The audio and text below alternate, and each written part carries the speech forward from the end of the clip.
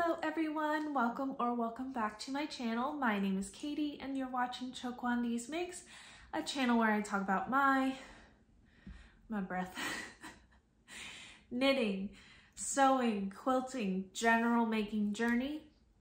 Today I have for you a knitting podcast. I actually filmed this video last week and I didn't like it, so I'm refilming it for you all. Hopefully the vibes are better and we can get through it. I did some fun things with my makeup today because I was very inspired by my So Summer shirt by Jessie Made Designs in Noro yarn, Kakigori. I'm looking at the colorway, Yokohama.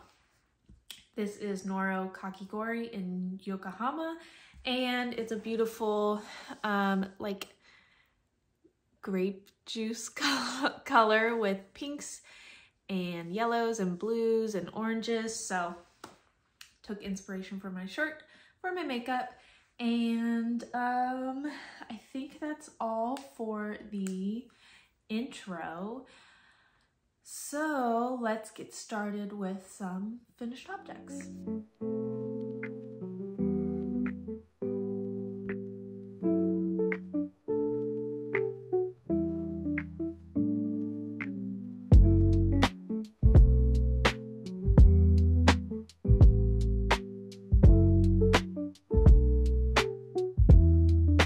I have like two-ish finished objects this week. The first one I want to talk about is my Darjeeling top. This is a pattern by Trust the Mojo, and I have knit this in Knitting for Olive Pure Silk in the colorway Putty, and I have these really cute buttons.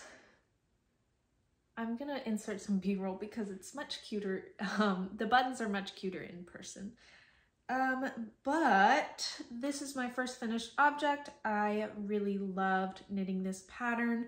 It was a very interesting layout for the pattern. There was like a checklist instead of like charts and things like that. So it was nice to have that sort of layout for the pattern. It was easy to follow, and at first I was very confused because clearly this is like a lace motif, and you would think, you know, ooh, excuse me, that the designer would have even just a simple chart repeat to show you, but luckily the instructions are very clear and it wasn't very hard to follow the written instructions instead of a chart for the lace. The yarn was very easy to work with in my opinion. I know a lot of people have trouble with silk and plant-based or silk or summer fibers being really slippery, but I think it turned out okay. My stitch definition is nice and I really enjoyed it. In terms of the finishings, the what is it? The I-cord. I'm a little conflicted about the I-cord. I'm a tight knitter, so all of my I-cords end up being kind of tight. So it's not the worst thing in the world in the armholes, but I would consider, I don't think I would redo it, but I think I would just be more mindful the next time I do an I-cord finish. The other thing about the top, I don't know if it's a me problem, it very well could be, but I am having some gaping problems in the buttonholes, and I have a video of me trying it on from last week that I'll insert, but that's something that I'm really not loving when I wear the top, so I'm probably going to end up running just like a piece of the pure silk through the center front of the buttons so that it's all lined up and I don't really have to worry about it gaping, excuse me, gaping open at all. That way I can wear this easily. It slips over my head and shoulders very easily, so it's not really a problem of the buttons not being functional. And it's just gonna make it a little bit easier and more comfortable to wear. So that is my beautiful Darjeeling top. I'm not sure about this color for me also. This is something, this and my next pseudo finished object are something that I'm considering dyeing. We'll see. If you have any experience dyeing garments with silk or like a cotton merino, let me know how it went and what you used and, you know, the process maybe. My next pseudo finished object is my vest Claire by Mochi Knits. This is a top-down V-neck vest pattern. It's still a little bit damp, so I'm gonna be kind of careful with this, but it is reminiscent of a waistcoat. There is some shaping on the hem. There's some shaping on the hem that gives it a V at the bottom. I don't know if you can see it right there. Yeah, okay, sort of. I have not put the buttons on yet, and I'll insert a video of the buttons that I'm thinking of placed on the vest, but I'm leaning towards the larger ones that I have because they're reminiscent of the project photo. One thing that I'm struggling with right now, this was, let me finish talking about the pattern. It was a very interesting construction, starting with the shoulder seams and working your way down. The V-neck was simple. The, like everything was pretty much, what's the saying? I don't know what the saying is. It was pretty basic other than the cast on and the shaping in terms of knitting the vest. This is knit in Knitting for Olive Cotton Merino in the colorway Gray Lamb, and I'm not loving this color for me. So just like the Darjeeling top, I'm thinking about dyeing this one as well, and I'm thinking of dyeing both of them maybe brown or something, because I have a lot of brown sweaters. I don't have a lot of brown tank tops or summer items, which is strange to say, like, oh, I need some brown summer items. I folded it a little nicer so you all can see the edge here. And one thing that I did differently on this one than the pattern is I did a folded stockinette finish on the neckline here. The armhole is the same as the pattern, which is also a folded neckline, but I did not do the same finishing technique on the folded neckline. They have described a technique that I hadn't even thought of, but it seemed pretty efficient. I just wanted to have a better control over how much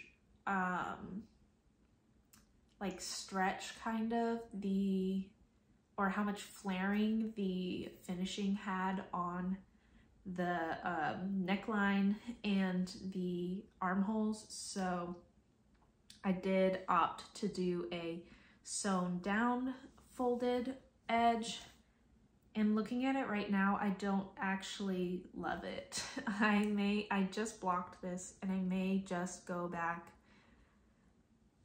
and do like a double folded, or not double knit.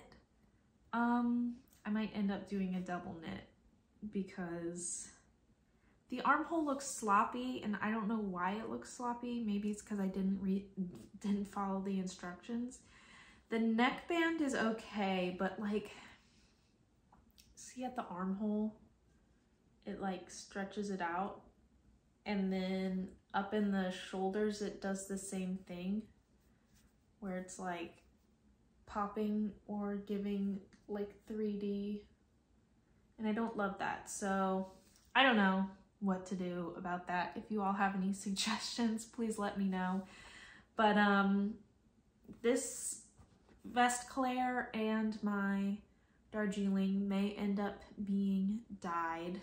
We'll see how it goes, but I'm happy with the end results of the project, just not the color of the yarn, which is my own fault. These are both stash yarns.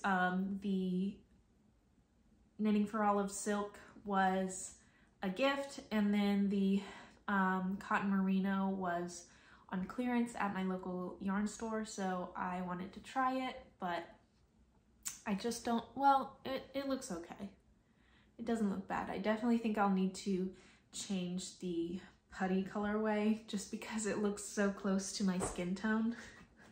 But those are my finished objects, 2 tanks, 2 button-up tanks.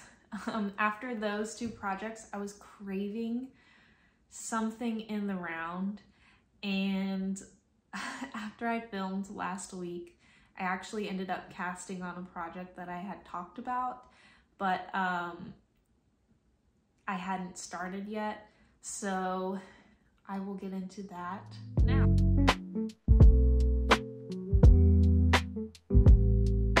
My first work in progress is my Road Tripper tee by Ozetta. I have made this pattern once before in a long sleeve version. Still a plant-based fiber. I'm in the middle of a row because I ran out of yarn, but I didn't want to continue so I could show you all how cute the ball of yarn is. This is Juniper Moon Fiber, or Juniper Moon Farm. The base is Zoe and the colorway is Celery.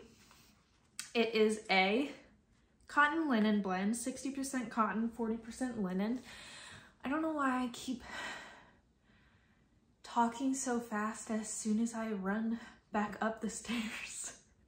I am out of breath. Okay, this pattern, you work flat, casting on stitches for the neckline, and then you make your placket or button band as you go. You can see it here.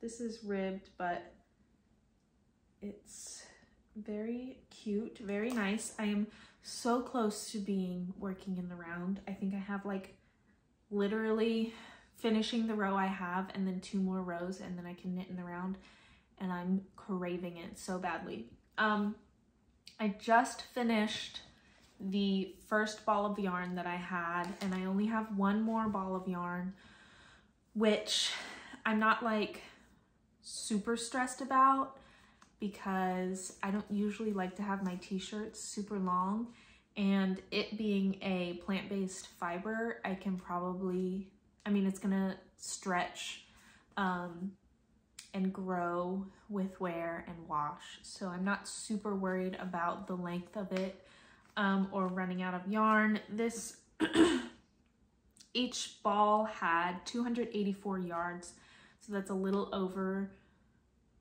it's not a little over, it's close to 600, a little less than 600 yards of yarn for the t-shirt, and I think it'll be fine. Like I mentioned, I have knit this pattern before, And I really enjoyed it the first time. The second time around, it's even easier. And I'm really excited to have another green t-shirt in my wardrobe. I have so many, let's see, I guess this will be my second green, like summer t-shirt knit. And then I have like so many sweaters in green. It's a little bit embarrassing, but it's fine.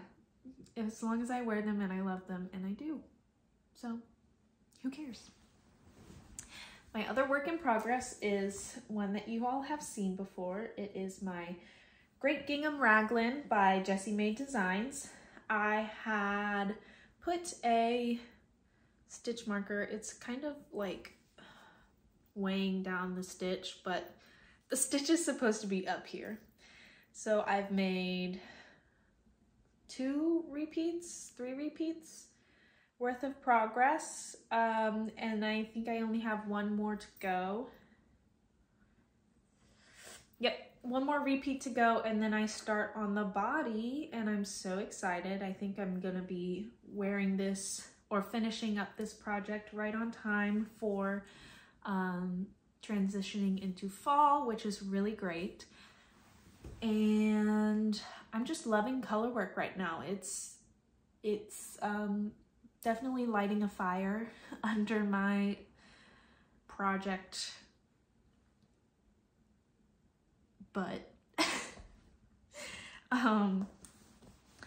But I'm searching and digging through my stash to see if there's any other color work quantities that I have. I went through a phase last year where I only really wanted to knit in cotton or plant-based fibers because I am quite sensitive to wool and things like that. So I have a lot of cotton yarns that I bought to make colorwork sweaters, and after working a few colorwork sweaters in some wool fibers, I realized that the cotton would not do well for colorwork, like at all. The Great Gingham Raglin is in a cotton acrylic blend yarn that's Hobby Twister or Hobby Twister Solid in black and cream. And I think it's going to be okay because it is such a graphic and very angular geometric design. So I'm not really worried about the stitches in that one. But when it comes to other color works where there's motifs and different sections, I think a wool is going to be better. So without further ado,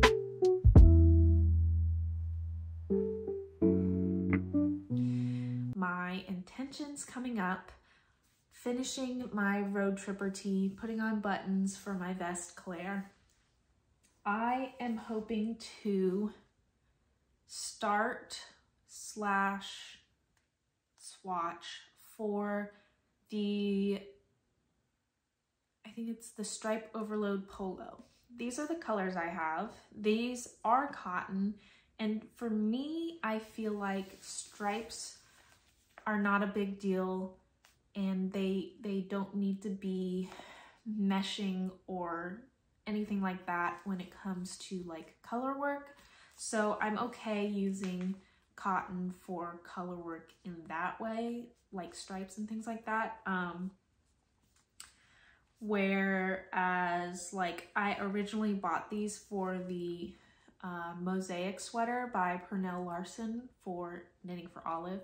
And with that pattern, I don't think the cotton yarns would be the best for an all over color work, like double layered. It would just end up being way too heavy. So I'm okay using it for stripes rather than motifs. And the colorways are 3 and 15. I'm pretty sure this is like cream or off-white, and this might be cappuccino or something like that. But I have enough of this for the stripe overload polo, and I have been considering just drafting up my own instead of purchasing the pattern. While I love supporting designers and things like that, I do have a good enough sense to be able to just kind of freehand a pattern or have some supplemental help. Like I have so many Raglin sweater patterns that I don't feel that I need to necessarily purchase the pattern. I can save, well, I mean, it's like $9, so it's not a whole lot, but yeah, that's kind of what I'm thinking. I'll just swatch and see how it goes. I also think that this yarn is not the correct weight for the pattern anyway, so if I can figure out a better gauge for it, then I don't have to kind of try and figure out and do a whole, if I'm gonna end up doing a whole lot of math anyways to figure out the correct gauge for the size that I'm gonna wear, I might as well just use a Raglin that I kind of already know. The other thing that I was thinking about with this pattern is that I don't really love how high the neckline gets.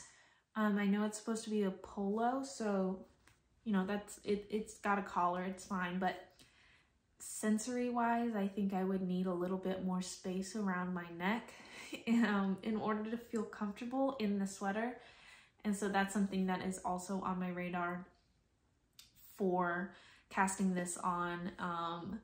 And yeah, I guess my plan is to swatch with these two yarns, see what gauge, kind of go from there. Hopefully I can do the namesake justice of the stripe overload polo. But oh, I think it's by Spectacle Strip. If you're interested in making it, I highly recommend it. It's like a gorgeous striped summery. To me, it's summery. It's like going to the beach, having some linen shorts on and having a striped sweater over top. So maybe it's just me. I'm looking actually at the project pages and things like that right now. Yeah, I think some of them, the neckline looks pretty relaxed, and others, the neckline looks really tight. So I'm just gonna be hyper aware of that when I go to create this. I definitely don't have the correct yarn gauge. This is like a DK weight and the pattern calls for an Aran weight. And because it's cotton, I'm not really interested in holding anything double, so, or holding it with anything else. So that's the plan. Create a swatch, go from there. I'm not going to be publishing any design or anything like that. I'm just going to be making it because clearly there's already someone else out there that has created this pattern. So, and if I do end up buying the pattern, I'll just let y'all know, and I'll let you know how I go about fixing the gauge of the pattern.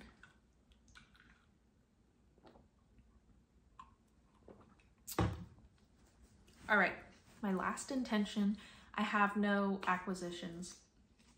My last intention for this video is using my Sandnes Garn Line in the colorway Dusty Green, love this color, clearly, to make a naked tee by Naked Knits. This is a pattern that I have already in my stash or in my library. it actually calls for a lace weight, and this is not a lace weight. So again, kind of working with different gauges for these patterns. Let's see. I don't know how to decipher these symbols on the label, but maybe I can look it up later.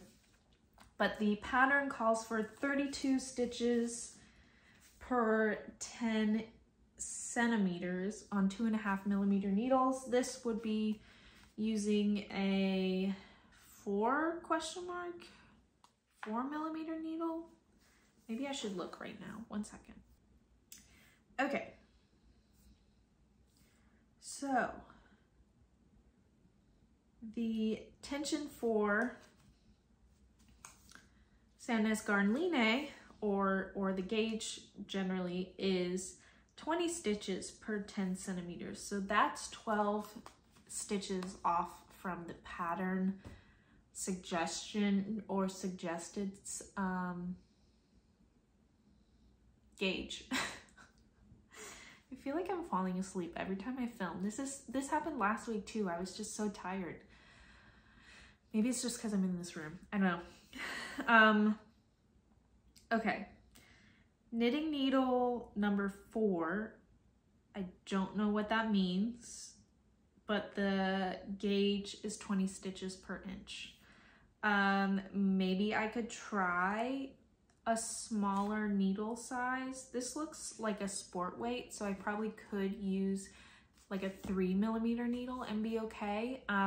But I have 6 skeins of this, and 6 skeins equals 660 meters of yarn. And for the pattern, I would need, sorry, my face is itchy. Just tap it. It's a lot of calculations for this. It's really cute though. It has a rolled neck, unfinished sleeves. It's really cute. So basically, I just want to make a long sleeve t-shirt out of this Sandnes Garnline. It sounds like I'm going to be improvising a lot of patterns coming up. Maybe I don't make the naked tee with this. Maybe I just make my own long sleeve t-shirt pattern. And I do have a lot of the Knitting for Olive left over, so I could easily make the naked tee with leftovers of that, and make a just different, more fitted long sleeve shirt with this one, which could be nice to have. What other intentions do I have? I have so many. Like I said, the colorwork fire has been lit for me, and I need to go through my stash and see what works with another. I have a lot of scrap fabrics, not fabrics. I have a lot of scrap yarns and yarns that I used for previous projects that are left over that are not necessarily enough to make a whole sweater out of, but I could supplement with buying one more skein and being able to kind of work with that yarn and get it out of my stash. I am planning on going to the Shenandoah Valley Fiber Festival in September with my friend. I don't think Rhinebeck is in the cards for me this year, which is totally fine. There are some closer fiber festivals to me in Virginia that I would be happy to go to and experience and share with you all. So looking forward to that and hoping to clear a lot of my stash out before then. I have a lot of yarns paired with patterns that I specifically bought, so we're gonna be going through that.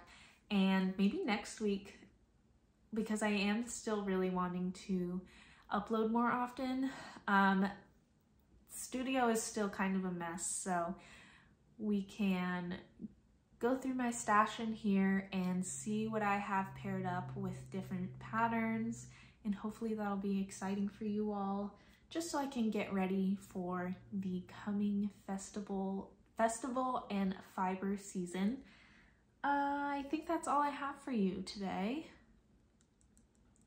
I hope you enjoyed it. This was like a redo of my last week, so it's kind of weird talking about the same things over again. But I will see you next week. And yeah, I hope you're having a good day, a good week, a good month, a good year. I hope all your crafts are crafting, and I hope to talk to you all soon. Bye!